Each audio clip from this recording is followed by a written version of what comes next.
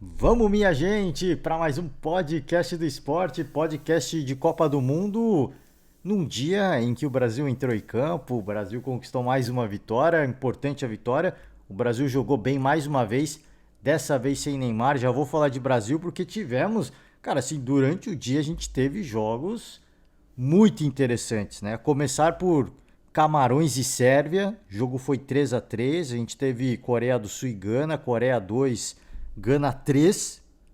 Curiosamente, mais uma partida em que uma das equipes fez 3 gols, né? E Portugal e Uruguai, tirando fora o Brasil, né? Ganhou por 1-0 da Suíça. Portugal e Uruguai, Portugal 2, Uruguai 0. Começar pelo primeiro jogo do dia, Camarões e Sérvia. Era um jogo que a gente estava na expectativa para ver, porque Camarões jogou bem contra a Suíça, apesar da derrota. A equipe de Camarões jogou, cara, de forma bem ajustada contra a Suíça, mostrou um bom futebol dentro do que a gente esperava, né? Pô, pior seleção do grupo, deve ser a lanterna. O que a gente imaginou? Deve, né? Um técnico que não sabia nem dar o nome dos jogadores, né? Rolou boatos de que o Samuel Eto'o que convocou os jogadores, que escolheu os jogadores. Então, o que a gente podia imaginar? Que seria um caos, né? Seria uma seleção bastante limitada. E já no primeiro jogo mostrou que não era bem assim, né? Chegou mostrando a que veio, fez um jogo interessante contra a Suíça.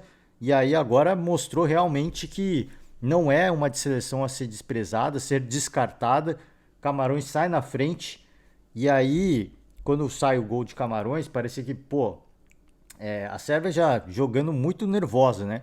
Você sentia que os jogadores da Sérvia. Pô, aliás, o que perdeu de gol o tal do Mitrovic é brincadeira, cara. É uma loucura, né? Como diria Casimiro, uma loucura. Como diria Luciano Huck, loucura, loucura, loucura. Cara, esse Mitrovic perdeu um caminhão de gols. Impressionante. Ainda quando tava 0-0. Ele foi perdendo um monte de gols. O Camarões está na frente, né? Gol do Casteleto, né? E aí o Mitrovic já estava nervoso, né? A gente via claramente que estava nervoso, perdendo gols a rodo e a seleção da Sérvia, né? Também de uma forma geral, você, pô, já perdemos do Brasil, aí sai perdendo de Camarões, começa a subir uma pressão, a Sérvia consegue uma virada no mínimo épica, né? Ainda no primeiro tempo eles conseguem fazer o gol do empate nos acréscimos, né? E aí depois consegue o gol da virada ainda no primeiro tempo. O primeiro gol do, vou me arriscar a falar aqui, Pavlovic, né? O segundo gol do Milinkovic Savic. E engraçado que os caras fazem o gol, saíram colocando a mão na orelha, fazendo o sinal do silêncio. Eu não sei, eu não sei qual foi o motivo, né? Porque assim, se a gente pegar, por exemplo, não vou julgar, porque assim, a gente pega, por exemplo, futebol brasileiro, o Endrick, o jogador do Palmeiras, ele comemora fazendo o gesto de silêncio, mas não é mandando, assim, não é mandando um recado para a torcida do Palmeiras e nem para a torcida adversária. É a forma como ele comemora. Eu, sinceramente, honestamente, eu não sei o motivo. Eu peço perdão aqui, peço perdão ao jogador, ao torcedor palmeirense. Mas ele comemora dessa forma, sempre, né?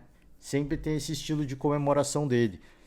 Entendi, cara. Não sei se foi um recado para os críticos, não sei se foi para a torcida de Camarões, que estava fazendo muito barulho.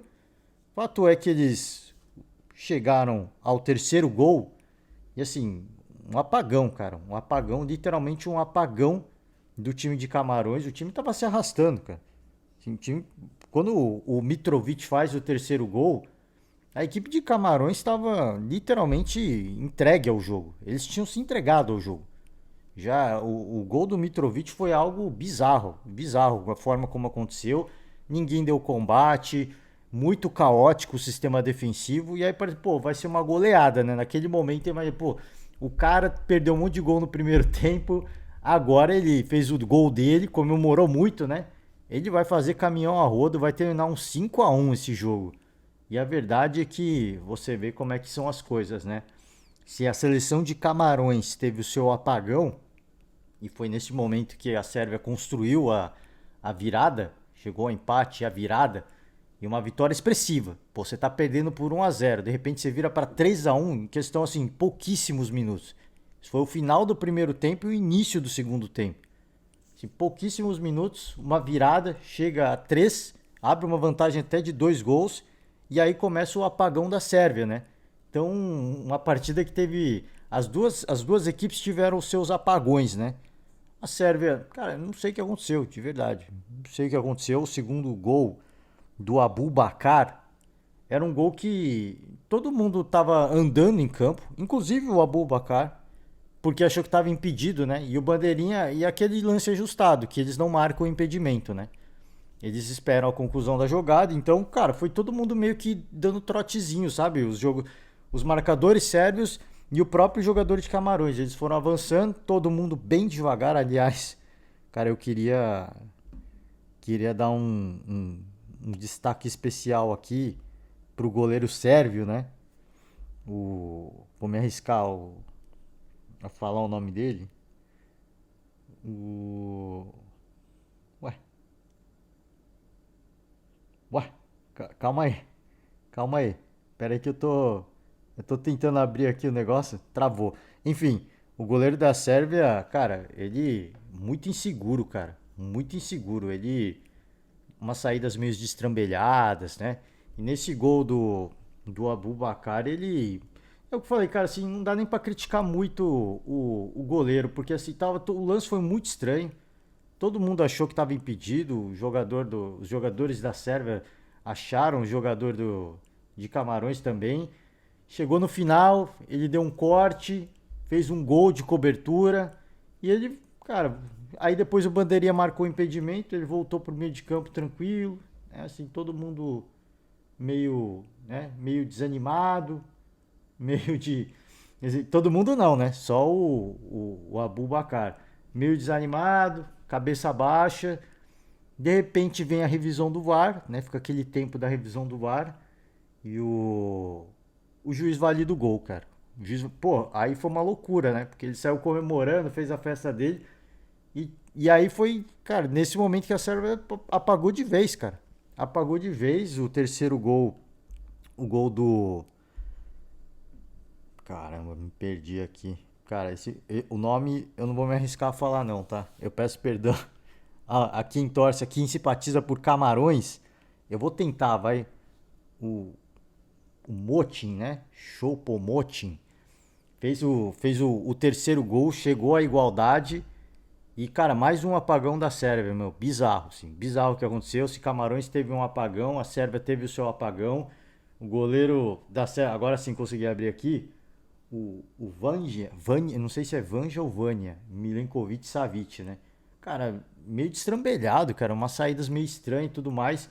A Sérvia acordou meio tarde, tomou um empate, aí decidiu voltar a ter o controle das ações, o controle do jogo. O Mitrovic foi perdendo mais gols. Ele, cara, assim, quando tava empatado, eu acho que ele perdeu. Quando tava ganhando, ele perdeu o gol, na minha opinião. Quando ele tava empatado, ele perdeu o gol de novo. Cara, o que perde de gol esse cara é uma loucura, mano. E terminou empatado um jogo, cara, o jogo dos extremos, né? Os jogos das reviravoltas, né? O jogo da gangorra. Porque um sai na frente, o outro vira, parece que ia ser goleada, Camarões empata, parece que vai revirar o jogo. Terminou 3-3, fechou a conta, eu acho que ficou de bom tamanho. Camarões mostrou mais uma vez que é uma equipe a se ficar de olho. Eu não acho que é uma equipe que vai longe, que vai surpreender, mas, cara, se mostra que é uma equipe resiliente. E esse Abu Bakar, o cara que fez o segundo gol, pra quem não viu, veja o gol. Cara, assim, ele vira e mexe, assim, ele fez um cortezinho no final, né? Antes de dar o chute pro gol. Ele vira e mexe, ele fez esse cortezinho durante o jogo, ele deu cada susto na defesa da Sérvia que é brincadeira. Esse cara é muito habilidoso, não tem, finalizou bem, mas durante o jogo, né, mostrou uma certa limitação. Muito bom no drible, muito bom, cara. Bom jogador. E a equipe de Camarões é muito interessante. Você nota claramente que tem uma discrepância tática, né? Se você for comparar, se você pegar o melhor momento da Sérvia e o melhor momento de Camarões, há uma discrepância muito grande. Agora, são duas equipes que, obviamente, o placar foi construído com base no apagão das duas equipes. Agora, sim, se você comparar, e aí não é, de novo, sempre que, sou brasileiro, tô torcendo pro Brasil. A discrepância tática das duas equipes, Camarões e Brasil, que vão se enfrentar na terceira partida do grupo, é muito grande, cara. É muito grande. Ficou evidente já no jogo da Suíça, né? E ficou ainda mais evidente nesse jogo contra a Sérvia. Mas é uma equipe resiliente, é uma equipe valente que persiste, tem alguns jogadores habilidosos e nessas persistências pegou um adversário que achou que o jogo estava ganho e conseguiu empate. E para a Sérvia, né, que era considerada a segunda equipe mais forte do grupo, pode ficar fora, hein?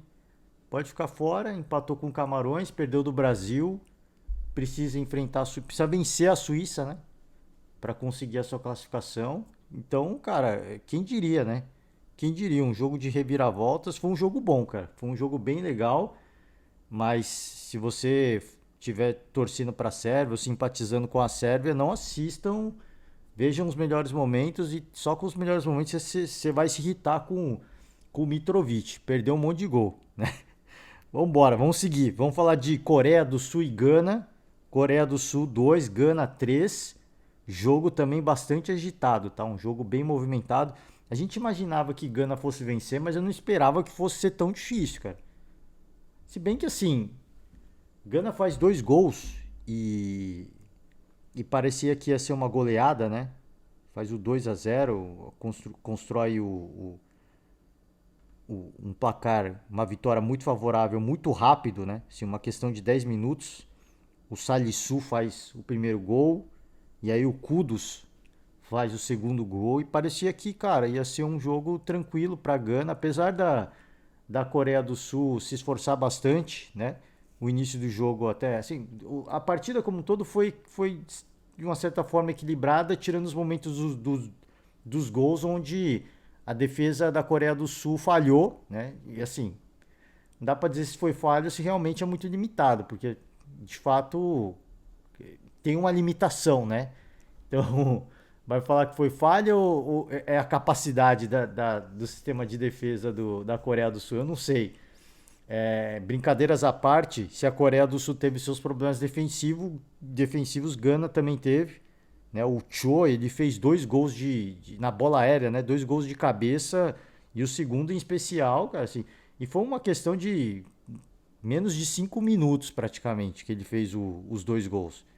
Faz o primeiro, Coreia do Sul começa a ficar bem saidinha, eles começam a ir pro jogo, cai pro ataque mesmo, e o Cho faz o segundo gol, um lance que ele... Cara, os defensores de Gana estão parados olhando a bola, ele vem correndo da entrada da grande área e ganha na cabeça. Tipo, só ele pulou, na verdade, né? Ele já veio correndo, então sim, se os defensores de Gana pulassem, ele já teria vantagem, porque ele veio na corrida, né? Que aí, pô, é o que os zagueiros sempre falam. Quando o cara vem na corrida, é difícil, porque ele ganha mais impulsão, né? E aí, se trombar, ele vai ganhar também na disputa de bola. Então ele vem na corrida, ganha de todo mundo. Ganha não, né? Porque ninguém pulou. Só ele pulou, ele cabeceou, fez um belo gol. E aliás, o goleiro de Gana teve que fazer boas grandes defesas, cara. Boas grandes defesas, né?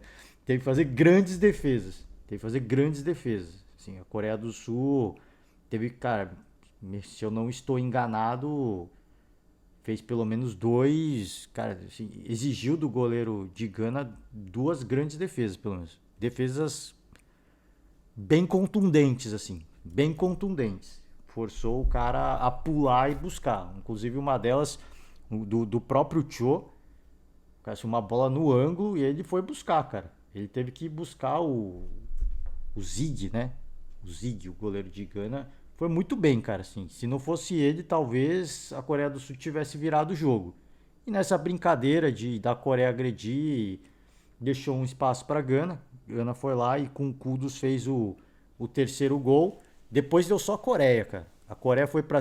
Cara, só chuveirinho, né? Os 2 gols do gol de empate saiu na bola aérea, então foi só chuveirinho. Só chuveirinho o tempo inteiro, pressão na bola aérea, tentando... parecia que ia sair o gol. De fato parecia, porque assim, uma pressão muito grande, cruzando todas as bolas. E aí a defesa de Gana tirava até com uma certa tranquilidade, mas o rebote, na hora do rebote, a Coreia do Sul sempre tinha a bola, né? E aí tentava chutar, os caras se jogavam na frente da bola.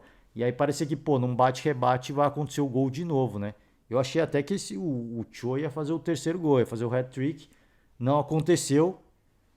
Coreia do Sul perdeu, o técnico da Coreia ficou maluco, né? Ele foi reclamar com o árbitro depois, foi expulso. Aí o árbitro expulsa ele, né? Tô expulso mesmo. Ele foi lá Continuou reclamando mais ainda.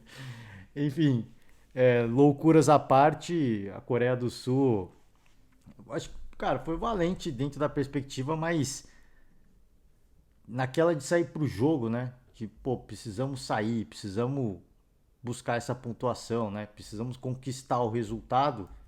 A equipe de Gana, que é uma equipe muito, cara, assim, muito competente, cara. É uma equipe bem, cara, eu acho que sei, velho. Eu não sei se, por exemplo, o Uruguai é melhor que a seleção de Gana, mano. Eu não sei. Eu acho que estão parelhos, assim. A Coreia do Sul, pra mim, claramente é a seleção mais limitada do grupo. Mas entre Gana e Uruguai, eu não sei. Eu acho que Gana até tá um certo patamar à frente. Porque a gente viu o Uruguai jogando contra Portugal. Foi um jogo, assim, que Portugal, de uma certa forma, dominou. Criou as melhores oportunidades. Foi mais perigoso. O Uruguai tentou, por alguns momentos, também teve os seus momentos de perigo, especialmente no segundo tempo. Teve os seus momentos, mas assim, uma coisa fica clara: o Luiz Soares é um cara muito raçudo, né? É um cara que se entrega muito, mas ele já não, de longe, tem a qualidade que a gente espera. Que a gente olha para o Luiz Soares, né? O improvável pode acontecer, não é isso, né? O Luiz Soares, ele foi um, ele foi, ele foi. De repente pode voltar a brilhar, não sei. Não sei se ele vai ter vontade para seguir também, né? Depende muito dele. Também tem a fator idade, que pesa muito na velocidade, na impulsão e tudo mais, na arrancada. Mas fica claro que assim, os tempos áureos já se passaram e é um cara que, se você pega, pô, o Messi, o Cristiano Ronaldo, já são caras com mais idade, mas esses a gente considera craques, né? Realmente caras diferenciados que no jogo eles podem ter um momento de brilhantismo e, cara, a estrela, né? O craque precisa ter estrela. E a estrela brilhou para Cristiano Ronaldo, que eu não sei se foi o gol dele, tá? Eu não sei se foi ele saiu comemorando. Aliás, deixa eu pegar o resultado final aqui. Não deu gol para ele, não deu gol. O gol foi marcado pro Fernandes, né?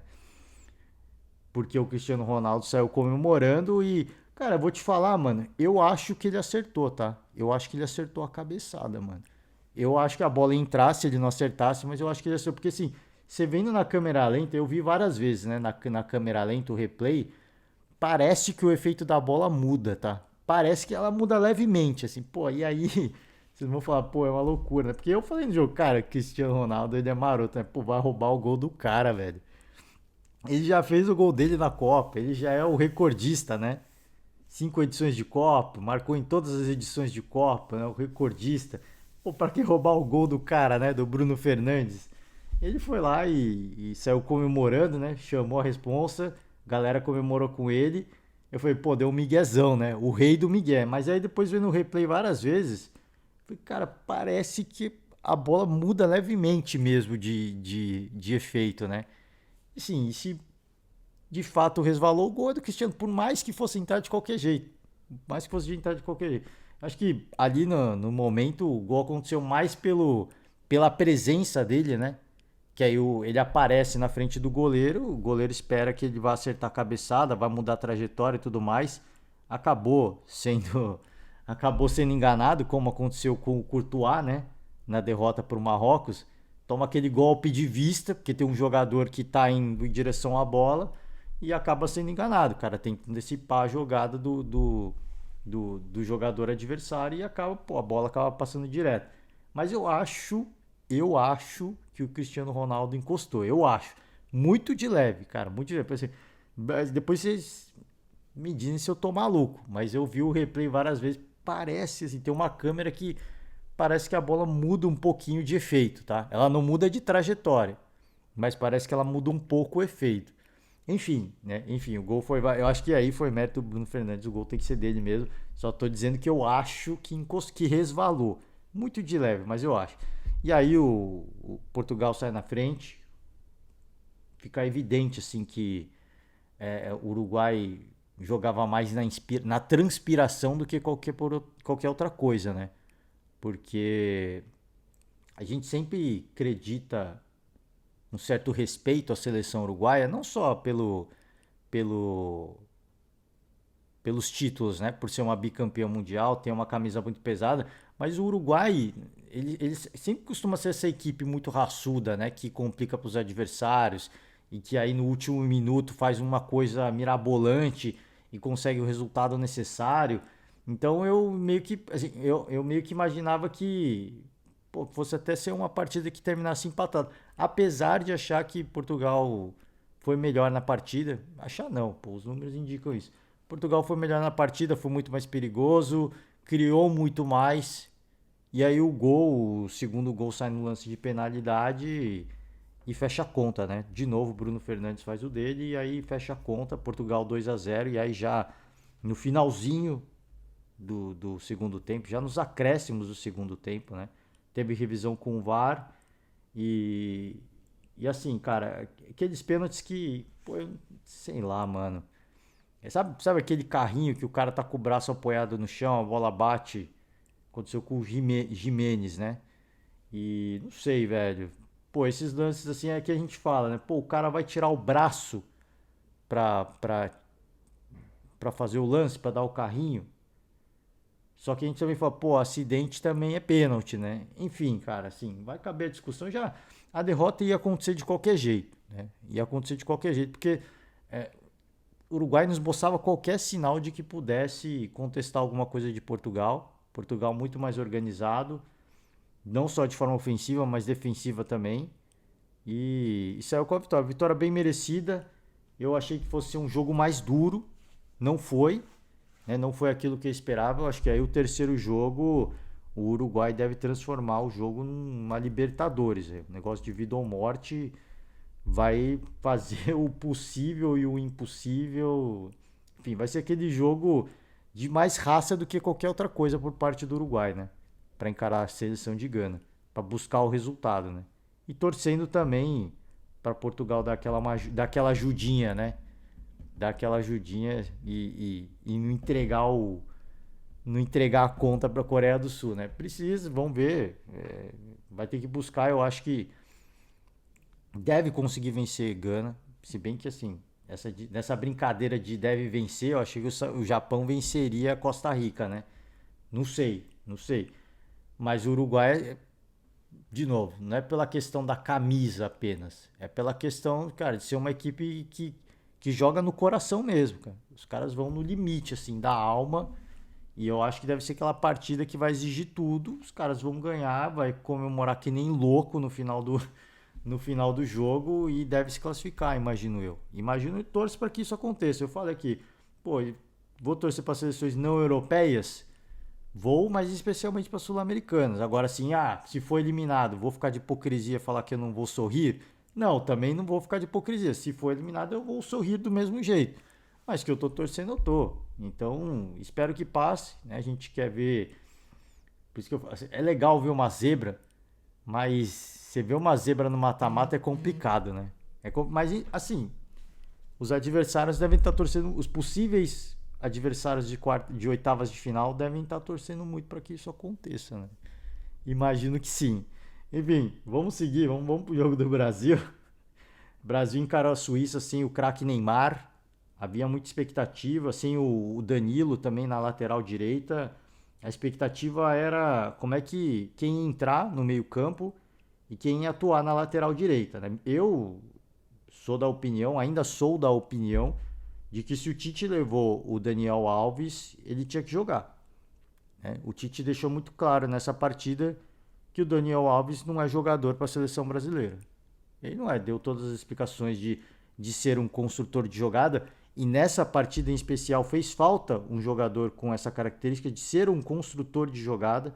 Tanto que eu fiquei imaginando, eu acho pode ser que ele coloque o Daniel Alves ao longo do jogo. Pode ser, eu imaginava isso, ele não colocou. Então ele deixou muito claro que o Daniel Alves não tem condição de jogar um jogo dessa magnitude.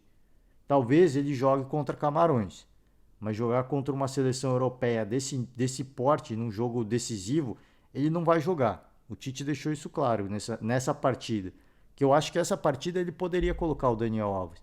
Apesar de tudo, uma seleção mais organizada ainda não está classificado, mas eu acho que era uma partida para pôr ele. Se é para mostrar para que levou o cara, essa é a partida. Mostrou que levou o cara, não sei, pelo, pelo aspecto de grupo, que é importante. Os campeões mundiais sempre falam isso. É importante ter um cara de grupo. Assim, um cara que puxa a resenha e tudo mais, todo mundo fala, para descontrair, porque a pressão é muito alta, né? Pode ser esse cara, pode ser o Daniel Alves, mas que ele vai ser um cara que vai participar, que vai ser titular da seleção, que vai entrar para decidir o jogo, o Tite deixou claro que não, né? Deixou claro que não e o Militão foi bem, mas o Militão ele não é lateral de ofício. E ali pelo lado do Militão, assim, a Suíça encontrou bons espaços, a gente pode dizer assim. A Suíça encontrou bons espaços. Me preocupa a possibilidade, sim, da seleção brasileira e da seleção francesa avançarem e se encontrarem no futuro. Me preocupa essa possibilidade. Eu acho que qualquer torcedor brasileiro que imagina que torce para o Brasil ser campeão tem que imaginar futuros adversários. A gente imagina que vai bater todo mundo, mas a gente precisa olhar para os possíveis adversários, os que são muito possíveis de pegar se o Brasil avançar, e a gente imaginar o que pode acontecer. Um Mbappé ali pelo lado direito da defesa do Brasil me preocupa muito sem um lateral direito de ofício. Porque, repito, o Militão e o Rafinha ali, naquela, naquela posição de campo, cara, deixou um espaço legal, assim, para a Suíça avançar. O lado esquerdo estava bem coberto, mas o lado direito várias e várias. Sim, não sofreu, não sofreu. Inclusive, a melhor chance da Suíça saiu pelo lado direito, não saiu, lado direito do ataque deles, né? Lado esquerdo da defesa do Brasil. Não saiu pelo lado do Militão e do Rafinha. Mas mesmo assim, cara, assim, onde eles tinham mais liberdade para progredir era por aquele lado, o lado direito da defesa do Brasil. Então, assim, fez uma partida segura? Fez. Eu acho que fez. Acho que também estava um pouco ainda se ambientando a função, né? Ele, várias e várias vezes, ele ficava até como um terceiro zagueiro. Ele não dava muita opção de passe durante boa parte do primeiro tempo. Depois ele foi soltando um pouco mais. Mas eu acho que, não sei se por orientação do Tite ou por ele não estar confortável. Não comprometeu o jogo, tá? Não comprometeu.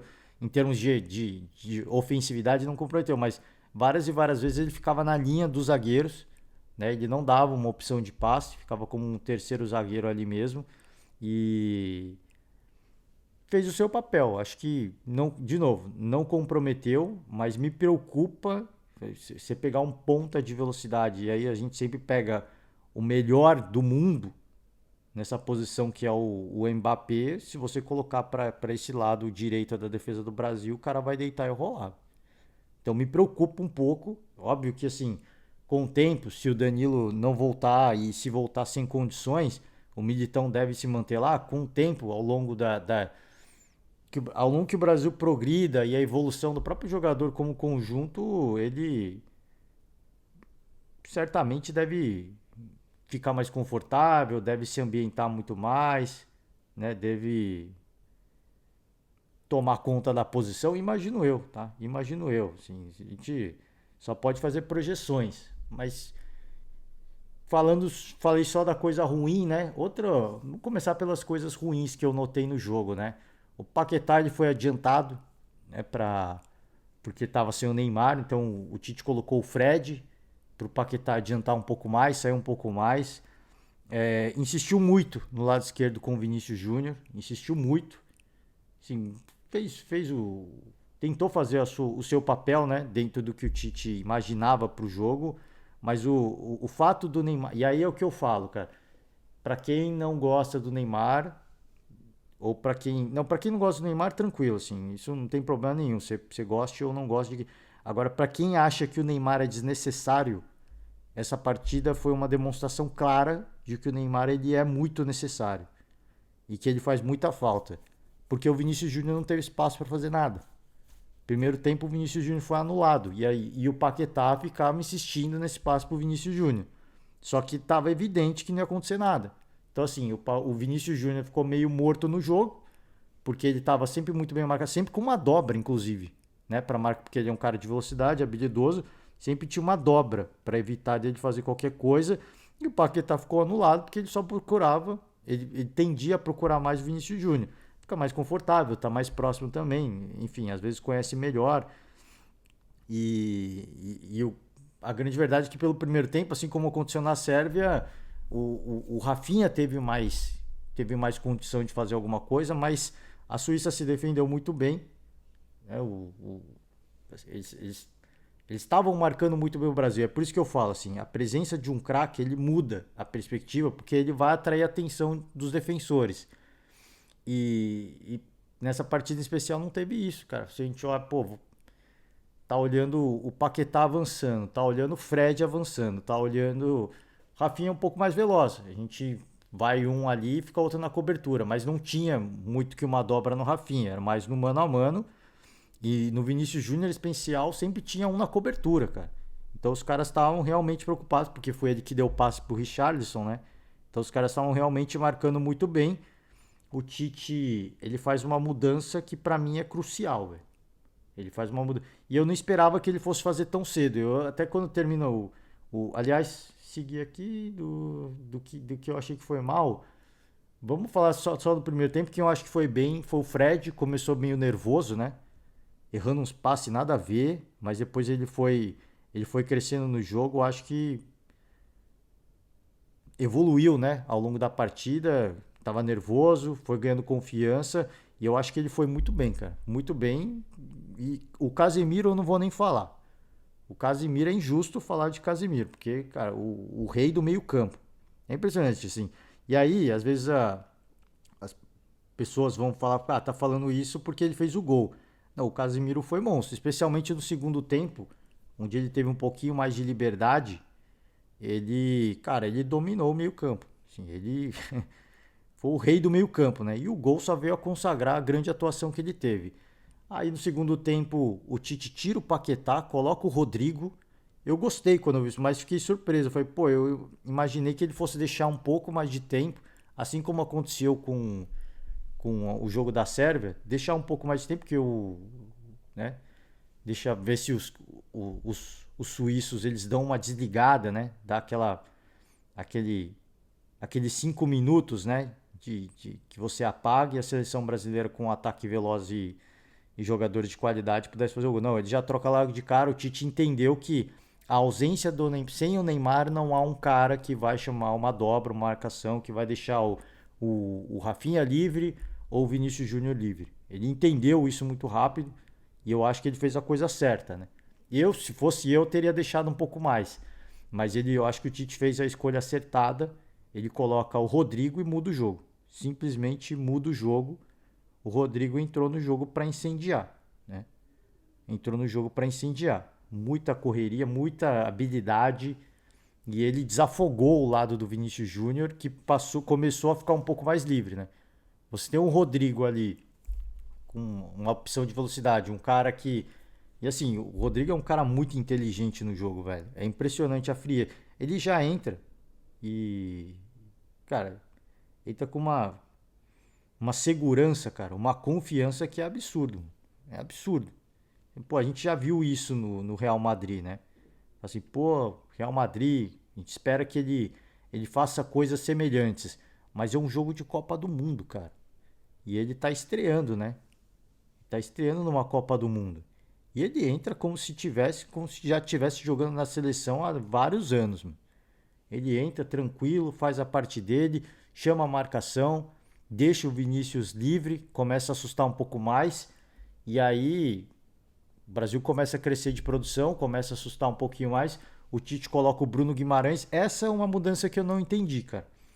Ele tirou o Paquetá, depois tirou o Fred e colocou o Bruno Guimarães. Essa foi uma mudança que eu não entendi, porque o Fred estava bem e o Paquetá podia fazer essa função também. Só que eu não entendi por que ele tirou o Fred. Ele poderia manter o Fred.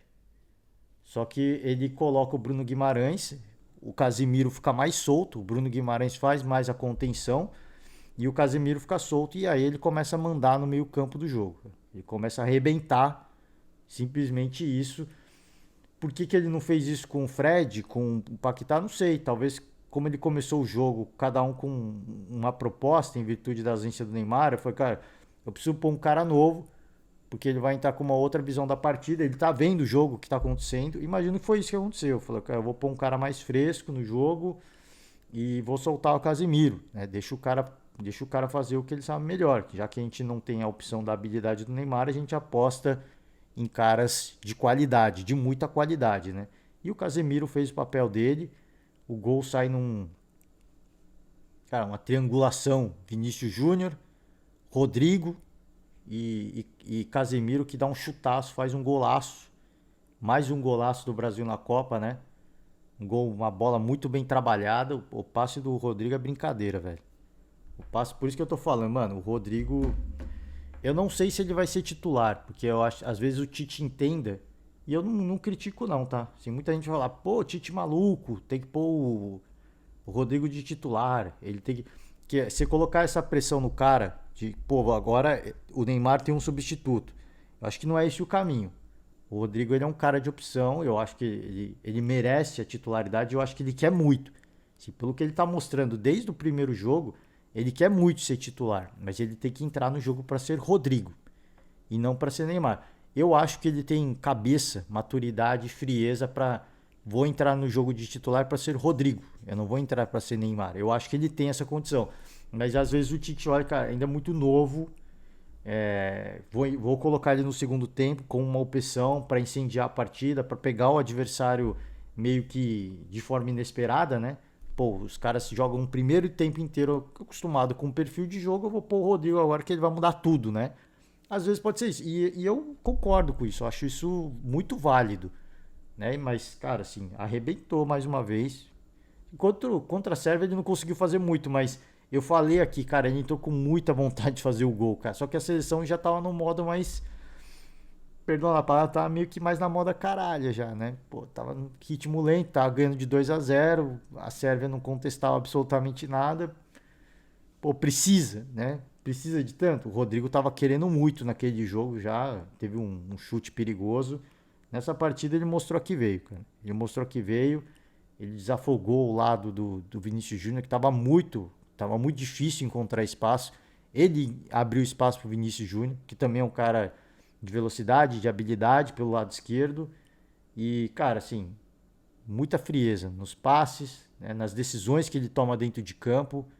Impressionante. Teve um lance num contra-ataque aí, pô, eu achei, cara, achei sacanagem do Vinícius Júnior. O ataque era ele, Vinícius Júnior e Rodrigo, os dois contra um marcador.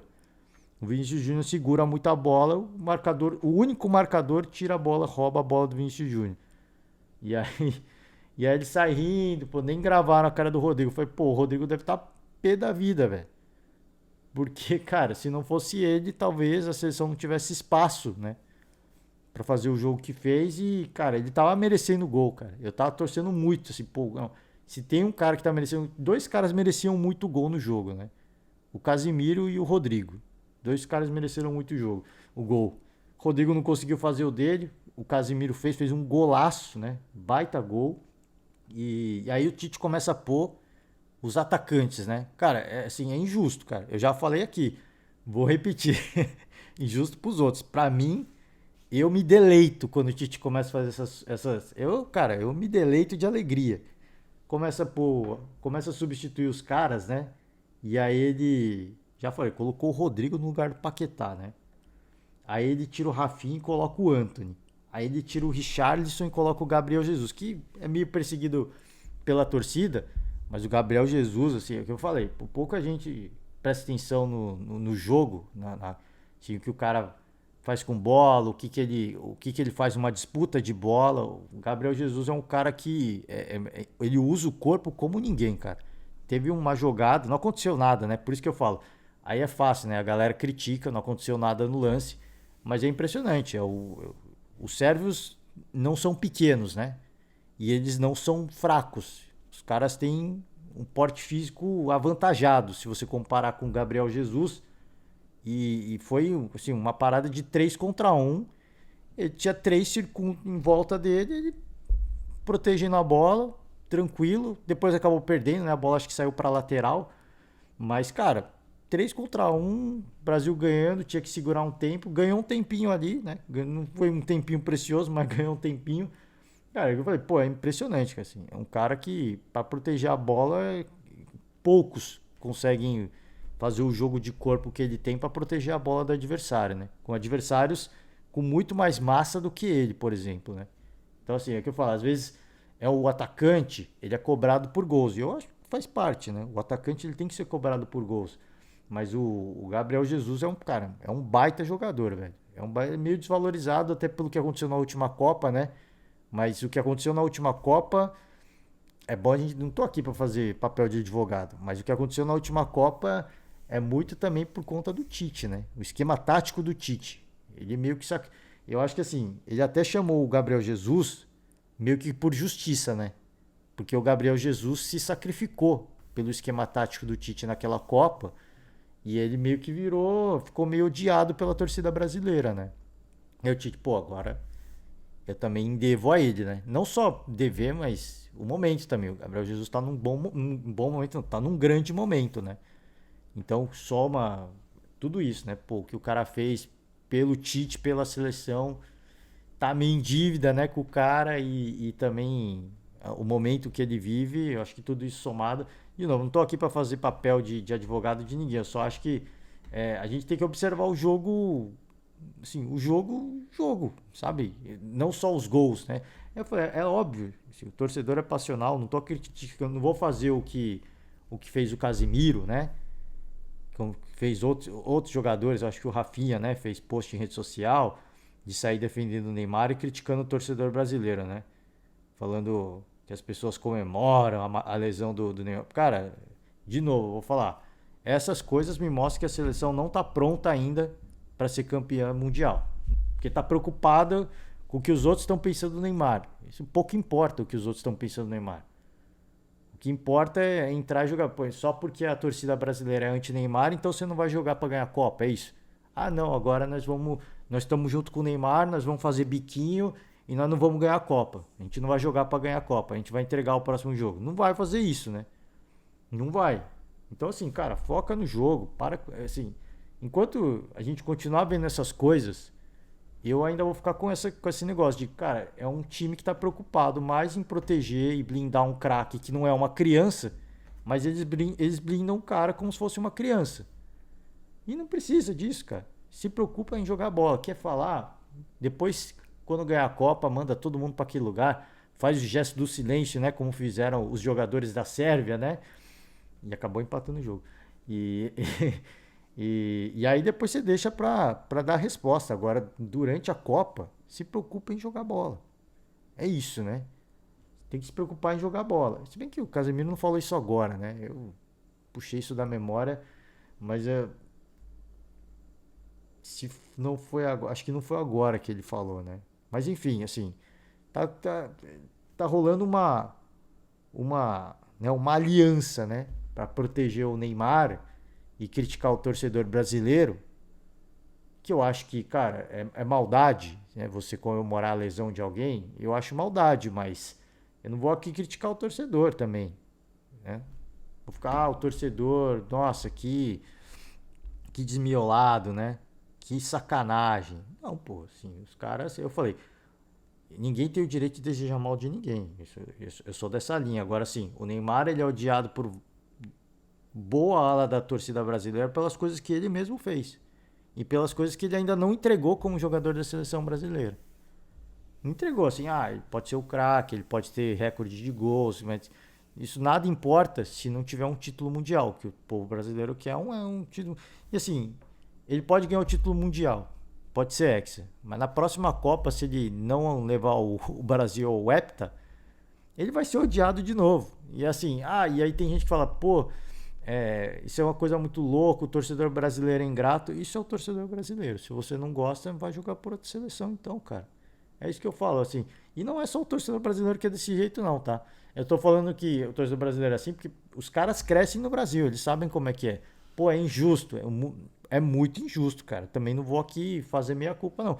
É injusto pra caraca. Vou falar que os caras têm razão? Não. Mas essa é a torcida brasileira, cara. Ame ou odeie, essa é a torcida brasileira. Se ganhar, vai ser idolatrado. E eu cito o exemplo. Pega o exemplo do Gabigol. Início do ano, os caras quase sentaram a borrachada no Gabigol, mano. Foram no CT, bateram boca com o cara, esperaram o cara chegar de carro. Achei que iam estourar o carro do Gabigol. E estourar o próprio Gabigol, inclusive. E final do ano, termina no trio elétrico, liderando a massa do Mengão, ouvindo os cânticos de Tite, o Gabigol não precisa de você, né? Então, assim, se ganha um título, é puro amor. É puro amor. Agora, se não ganha, vai ser puro ódio, né? E aí, no caso do Neymar especialmente, a cobrança é não ganha o título para a seleção brasileira e faz o que faz fora de campo, né? Chama atenção fora de campo, como por exemplo, o Messi não faz.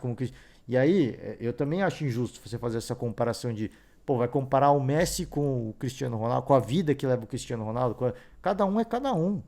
Cada um é cada um. Cada um faz o que quer fazer.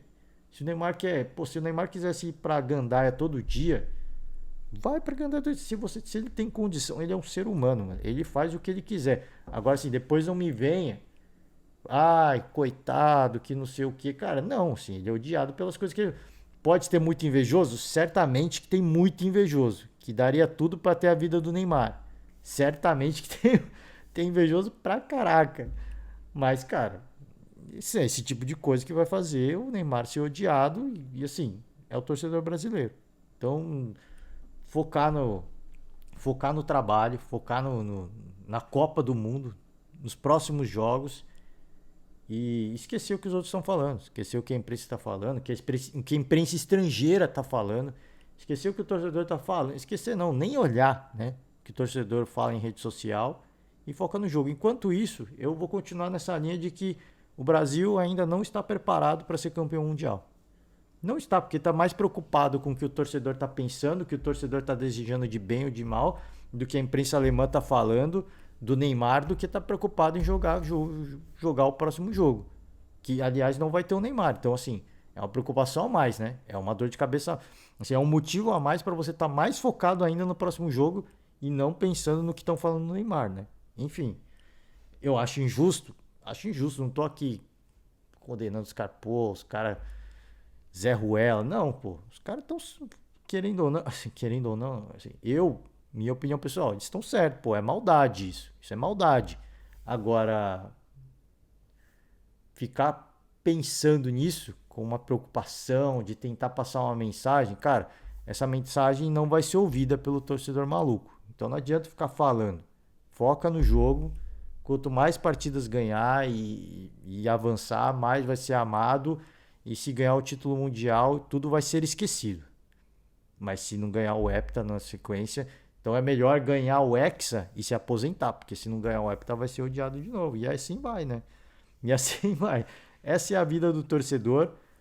Para resumir, gostei da atuação da seleção brasileira mais uma vez. Gostei das movimentos.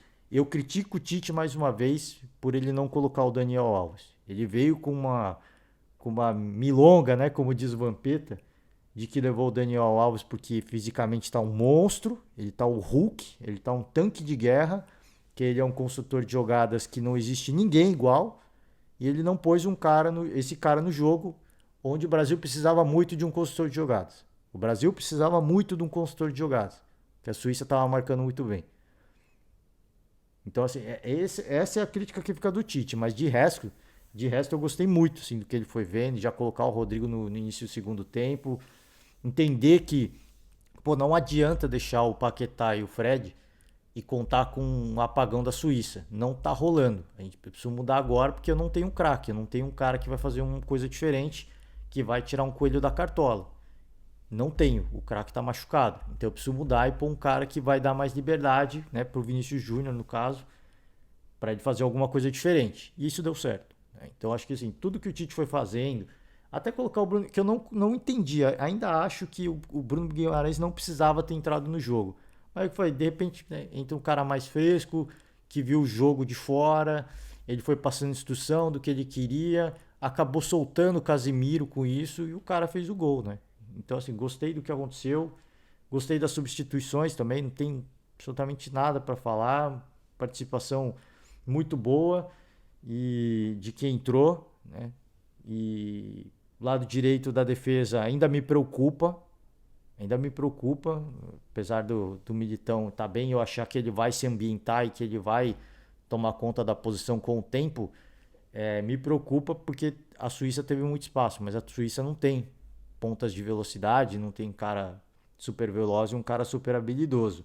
Ali pode ser um ponto de preocupação e de trabalhar um pouquinho mais, mas de uma forma geral gostei da seleção, jogou bem, foi um jogo legal de novo, achei que foi um jogo bom, né? A Suíça a gente sabia que não ia para o jogo de forma desvairada, mas as oportunidades que teve também tentou punir o Brasil de alguma forma.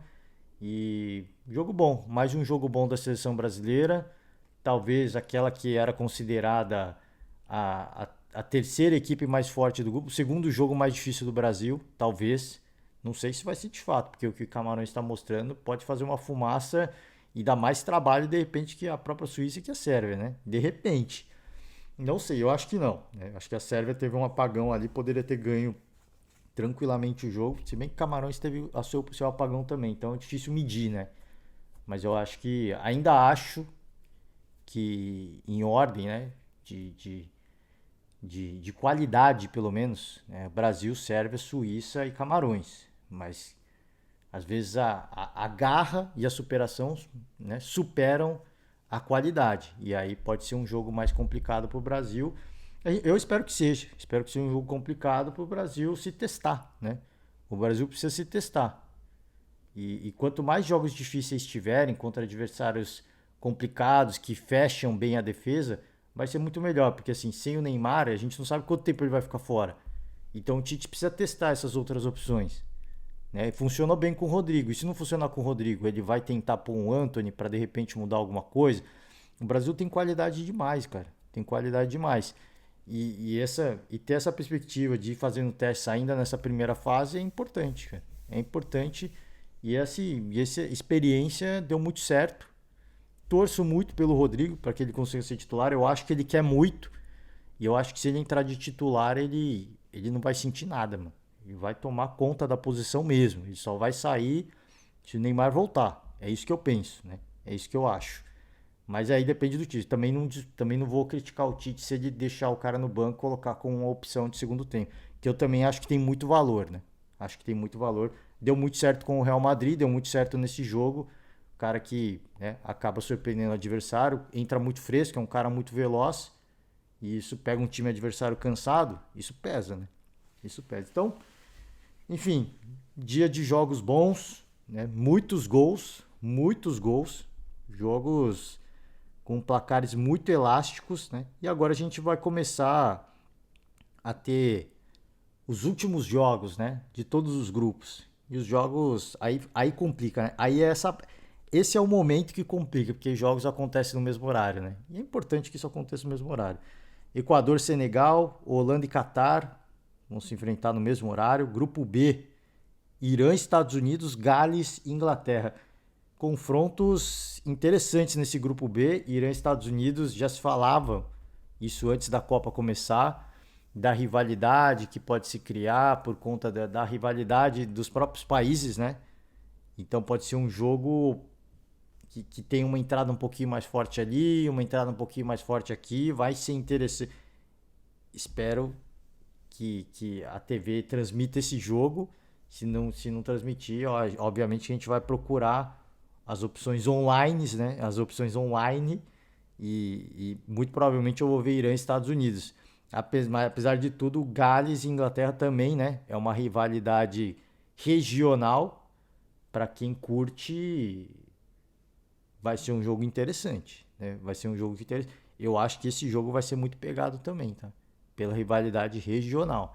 Eu acho que vai ser um jogo bem pegado. Mas Irã e Estados Unidos, a perspectiva de ser um jogo muito pegado, né? De muita trocação, catimba, a promessa é muito grande, né? A gente vai tentar acompanhar esse jogo. E isso, cara, assim, quem passa, né? O Qatar já tá fora, a gente já sabe disso. Mas quem passa no grupo A, cara, de verdade eu não sei. Eu imagino que o Equador vai passar, tá? O único que se olha e fala, pô, eu acho que vai passar é o Equador. É o único, assim. Você olha e, pô, acho que dá, né? Acho que dá, mas a Holanda lidera o grupo neste momento, né? E vai pegar um adversário muito fraco. Então acho que deve passar Equador e Holanda, mas Senegal tem o seu valor, tá? Senegal tem o seu valor. No grupo B, mano, de verdade, assim, eu acho que vai passar os que estão agora, tá? Inglaterra e Irã. Esse jogo contra os Estados Unidos deve ser um empate com muitos cartões amarelos. Acho que vai terminar empatado e o Irã vai passar, né? O Gales não tem condição de vencer a Inglaterra, mano. Talvez, é que vai, dependendo do nível de que eu, sinceramente, eu não sou local, por isso que eu falo assim, eu não sei, não consigo medir. Eu sei que tem uma rivalidade, mas eu não sei o tamanho dela, né? E aí, como é que é o tamanho? Assim, você consegue me dizer qual que é o tamanho da rivalidade entre Boca Juniors e Racing da Argentina? Você sabe, existe uma rivalidade, mas sabe me dizer o tamanho da rivalidade? E assim, é um país vizinho. Eu não sei dizer, e muita gente não sabe dizer, né? Assim, e aí você pega, pô, é no, é no Reino Unido a parada, né? É muito longe. Qual que é o tamanho da rivalidade? Não sei. Dependendo da grandeza da rivalidade, aí a gente sabe que clássico, né? Clássico as coisas tendem a nivelar e alguma coisa pode acontecer. O Gales pode aprontar alguma. Ainda tem chance, eles vão apostar nisso e deve, obviamente, jogar no modo Libertadores para conseguir alguma coisa para cima da Inglaterra. Mas eu acho que esse grupo deve passar Inglaterra e Irã, tá? Acho, né? Acho. Pode acontecer de tudo. Pode acontecer uma maluquice. Essa Copa do Mundo tem sido assim, né? Quem imaginar que o Marrocos fosse vencer a Bélgica? Eu não imagino, cara. Assim, até hoje estou meio incrédulo de ver isso. É uma boa equipe, tá? Eu não falei desse jogo, mas uma boa equipe. Uma boa equipe. Mas para daí a bater a Bélgica, né? Loucura, né? Loucura. Enfim, vamos acompanhar o dia de Copa. Já falei demais por hoje. Vamos encerrar, vamos fechar só para voltar naquele assunto Vitor Pereira no Flamengo.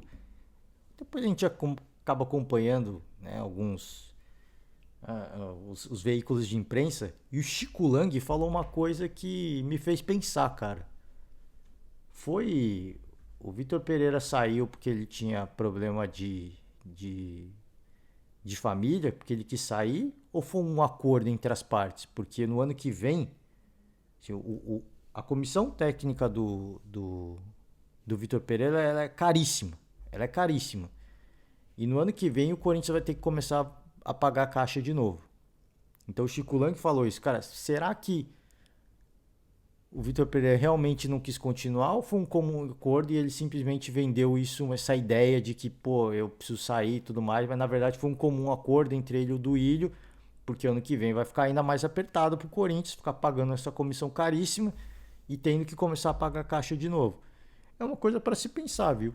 É uma coisa para se pensar. E assim, para quem conhece o Chico Lang, corintiano absurdo, sabe muito de Corinthians. Eu não. Enfim, me fez pensar isso que o Chico Lang falou, tá? Me fez pensar. Acho que é algo possível, tá? Algo muito possível. Ou alguém sugeriu, né? Pro Vitor Pereira, o ano que vem, talvez a coisa fique mais apertada, né? Você não vai ter os reforços legais e tudo mais. Já foram dando a dica, né? Foram dando uma dica para ele. Falou, pô, então acho que eu não vou continuar, não. E aí aquela, né? Aquele que você fala que tá triste, mas no fundo você tá meio que comemorando, sabe? Pô, tô triste, mas, cara, vai salvar uma grana, velho. Enfim, né? Enfim, o Tite vai ficar livre no mercado. O torcedor corintiano fica na expectativa, né? Ele disse que vai tirar um ano sabático, né? Ele disse que vai tirar um ano, mas nunca se sabe. O Cuca disse que não ia trabalhar também e voltou pro Galo. Então, assim, nunca se sabe, né? Do tamanho do tamanho da proposta, assim, do torcedor corintiano fazendo apelo, o coração amolece, o coração se aquece, ele fala, vou voltar pro Corinthians, né? Vai saber, né? Vai saber. Eu acho que o Tite, ele não deve voltar pro mercado brasileiro tão cedo. Eu acho que o trabalho que ele vem fazendo na seleção brasileira vai o credenciar a atuar na Europa. E não é num clube, um super clube, nem num clube, né, de segundo escalão, é num clube mediano. Eu acho que o Tite Ele, depois que ele tirar esse tempo de descanso, ele vai para um clube europeu, um clube de expressão, não da primeira linha, não da primeira partida, mas um clube de expressão. Acho que o trabalho que ele fez na seleção vai o credenciar isso. Agora sim, finalizo, fecho por hoje. Valeu demais. Espero que vocês se curem da ressaca. Muita gente encheu a cara, né? Se curem da ressaca o quanto antes, que a Copa continua. A gente vai seguir acompanhando. E agora sim a gente vai ter os primeiros classificados para as oitavas de final. Agora o negócio vai ficar bom. É isso, gente. Não que já não tivesse bom, tá? Muito bom. Mas agora vai ficar melhor. Agora sim, encerro. Valeu demais. Forte abraço a todos e até amanhã. Tchau.